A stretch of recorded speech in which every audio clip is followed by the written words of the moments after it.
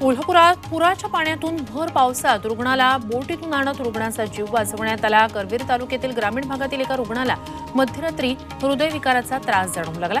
सामाजिक कार्यकर्ते संताजी घोरपडे यांच्या मदतीने केडीआरएफनं बोटीतून रुग्णाला कोल्हापुरात आणलं। गडचिरोली जिल्ह्यात पावसाची संततधार सुरूच आहे। भामरागड तालुक्यात पुन्हा एकदा अतिवृष्टी झाली आहे। जिल्ह्यातील उत्तर आणि दक्षिण भागातून नदी नाल्यांच्या बेढ्यातून बचाव पथकांनी नागरिकांना सुखरूप काढले। यवतमाळमध्ये नाल्याच्या पुरातून बैलगाडी नेताना चालकाच्या अंगलट आलं। उमरी कोपेश्वर ते झापरवाडी मार्गावर नाल्याच्या पुलावर ही घटना घडलेली आहे। बैलगाडी मागे एक गाय आणि गोऱ्हा बांधला होता, मात्र पाण्याच्या प्रचंड प्रवाहात बैलगाडीसह सगळेच वाहून गेले। बैलाच्या मदतीने चालक बाहेर पडला तर बैलगाडीला बांधलेले गाय आणि गोऱ्हा वाहून गेले। यवतमाळमध्ये पावसाची संततधार पाहायला मिळाली आहे। यामुळे लोकांना छत्री रेनकोट घालूनच घराबाहेर पडावं लागलं, तर नाले तुडुंब भरल्यानं रस्त्यावरही पाणी आलं। तसंच रस्त्यावरील खोदकाम आणि ठिकठिकाणच्या खड्ड्यांमधून नागरिकांना मार्ग काढावा लागला।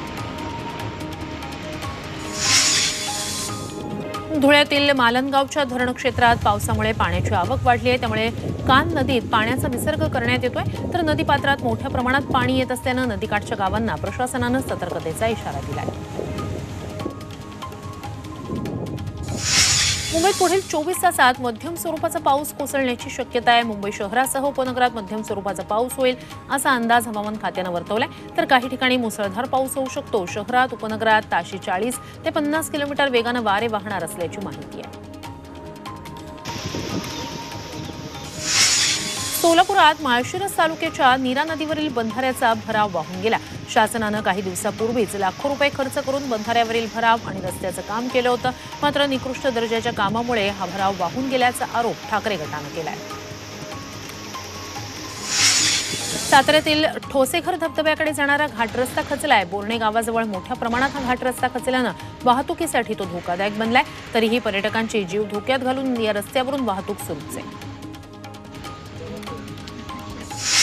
उल्हासनगर जवळच्या म्हारळ गावात भूस्खलन होऊन घर कोसळलंय। सुदैवानं घरात त्यावेळी कुणीही नसल्यानं जीवितहानी टळली, मात्र संपूर्ण संसारच उघड्यावर आला। या घटनेनंतर तहसीलदार आणि ग्रामपंचायतीची कुठलीच यंत्रणा घटनास्थळी पोहोचली नाहीये असा आरोप नागरिकांनी केलाय। मुसळधार पावसामुळे रत्नागिरीच्या राजापूर तालुक्यातील 15 गावं 5 दिवसापासून अंधारात आहेत। विजेअभावी दैनंदिन व्यवहारांवर मोठा परिणाम झालाय, तर अपुरं मनुष्यबळ आणि दुर्गम भागामुळे काम करताना अडचणी येत असल्याचं महावितरणनं सांगितलंय। मुंबईकरांना स्वाईन फ्लूनं विळखा घातलाय। रोज रुग्णालयात 20 ते 25 रुग्णांची नोंद होतीये। हिवताप आणि डेंग्यूच्या रुग्णांच्या संख्येत सुद्धा वाढ होते। या पार्श्वभूमीवर मुंबई महानगरपालिकेकडून पावसाळी आजारांना प्रतिबंध करण्यासाठी सर्वतोपरी प्रयत्न केले जात आहेत। पुण्यात डेंग्यूचे 389 संशयित रुग्ण आढळले, तर शहरात चिकनगुनिया आणि झिकाच्या रुग्णसंख्येतही वाढ होते। सोबतच शहरातील झिकाची रुग्णसंख्या ही 37 वर पोहोचलेली आहे। पावसाळा सुरू झाल्यानंतर जून महिन्यापासून रुग्णसंख्येत मोठी वाढ झाली आहे।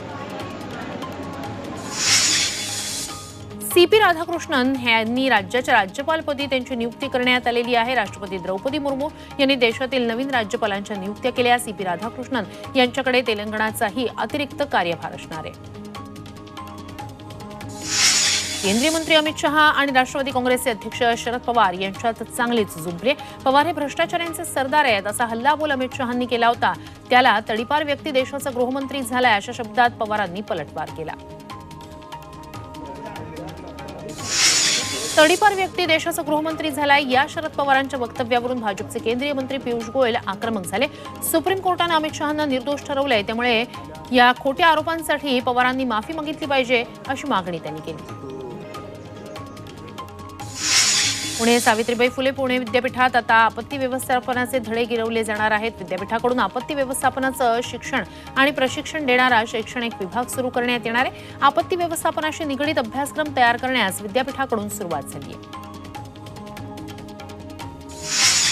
मध्य आणि हार्बर मार्गावर आज मेगा ब्लॉक घेण्यात येणार आहे। मध्य रेल्वेच्या माटुंगा ते मुलुंड स्थानकादरम्यान मेगा ब्लॉक आहे, तर हार्बर रेल्वेवर पनवेल ते वाशी स्थानकांदरम्यान ब्लॉक आहे। वेटिंग तिकिटावर रेल्वेच्या आरक्षित डब्यात चढल्यास खाली उतरवण्यात येणार अशी माहिती रेल्वेकडून देण्यात आली। गेल्या महिन्याभरात 1.5 लाख प्रवाशांवर कारवाई करण्यात आली। गणेशोत्सवाच्या काळातही ही कारवाई सुरू राहणार असल्याचं मध्य रेल्वेनं स्पष्ट केलंय। गणेशोत्सवात कोकणात जाणाऱ्या चाकरमान्यांसाठी पश्चिम रेल्वेकडून 6 विशेष गाड्या चालवण्यात येत आहेत। या गाड्यांच्या तिकिटांच्या आरक्षणाला आजपासून सुरुवात झाली। सिंधुदुर्गात गणेशोत्सवाची तयारी सुरू झाली आहे। बाप्पाच्या आगमनाला आता महिनाच शिल्लक राहिलेला आहे, त्यामुळे स्थळ कोकणात मूर्तिकारांकडून गणरायाच्या मूर्तीला आकार देण्यात येतोय। संपूर्ण कोकण गणरायाच्या स्वागतासाठी सज्ज आहे। पुण्यात साठलेल्या सांडपाण्यात कागदी बोटी सोडून पुणेकरांनी आंदोलन केलंय। वारजे भागात बारमाही सांडपाणी रस्त्यावर येत असतं, याकडे मनपा लक्ष देत नसल्याचा आरोप करत स्थानिकांनी आंदोलन केलं।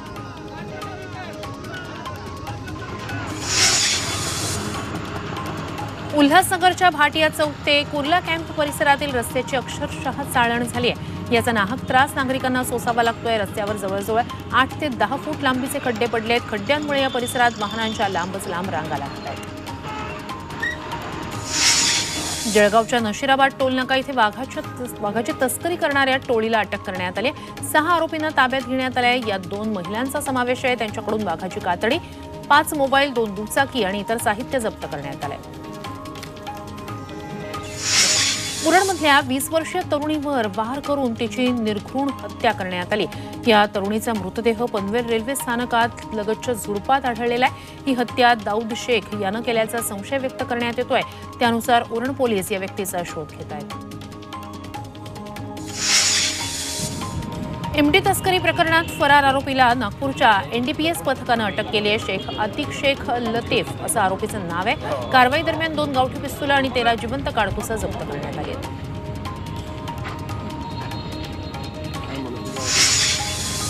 अनेकींना लग्नाच्या जाळ्या तोडून आर्थिक गंडा घालणारा नवा लखोबा लोखंडे सध्या नालासोपाऱ्यात अवतरलाय। तब्बल 25 लग्न करणाऱ्या या नराधमाला पोलिसांनी बेड्या ठोकल्यात। पाकिस्तानला जाऊन आलेल्या महिलेला 14 दिवसांची न्यायालयीन कोठडी देण्यात आली आहे। ठाण्यातील या महिलेनं पाकिस्तानला जाऊन निकाह केला होता। बनावट कागदपत्रांद्वारे पासपोर्ट बनवून ती पाकिस्तानला गेली होती। रत्नागिरीत बेकायदेशीररित्या गर्भपात करणाऱ्या डॉक्टरला अटक करण्यात आली आहे। परवानगी नसतानाही गर्भपात करत असल्यानंच अनंत शिगवण या डॉक्टरवर कारवाई करण्यात आली।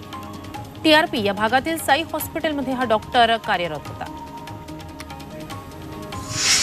कल्याण पूर्वेतील एका तोतया पोलिसाला कोळसेवाडी पोलिसांनी अटक केली आहे। पोलीस असल्याचं सांगत दुकानदारांना नितीन बोराडे हा तोतया लुटत होता। उच्च शिक्षित बोराडे लोकांना गंडा घालत होता। त्याच्या दुसऱ्या साथीदाराचा शोध सुरू आहे। क्रीडा विश्वातून भारतीय नेमबाज मनू भाकरशी आज पॅरिस ऑलिम्पिकमध्ये अंतिम लढत आहे। 10 मीटर एअर पिस्तल स्पर्धेच्या अंतिम फेरीत मनू भाकर पोहोचली आहे। सातत्यपूर्ण कामगिरी करत पात्रता फेरीत तिनं 3रं स्थान पटकावलंय। अव्वल 8 नेमबाज अंतिम लढतीसाठी पात्र ठरतात आणि त्यात मनू 3ऱ्या स्थानी आहे। पॅरिसमध्ये भारतीय संस्कृतीचं शानदार दर्शन होतंय। पॅरिसच्या इतिहासात पहिल्यांदा आज भारताला ऑलिम्पिक हाऊस मिळालंय। भारतीय संस्कृती जगापर्यंत पोहोचवण्याची ही संधी ऑलिम्पिकच्या निमित्तानं भारताला मिळाली आहे। इंडियन ऑलिम्पिक हाऊसचं काल उद्घाटन झालं। भारताला ऑलिम्पिकचं पहिलं मेडल मिळवून देणाऱ्या खाशाबा जाधव यांना इंडियन ऑलिम्पिक हाऊसमध्येही खास जागा मिळाली आहे। इंडियन हाऊसमध्ये प्रवेश केला की समोरच भारतीय ऑलिम्पिक मेडलिस्टचे फोटो लावण्यात आले आहेत आणि पहिलं मेडल मिळवणाऱ्या खाशाबा जाधव यांना इथे पहिलं स्थान मिळालंय।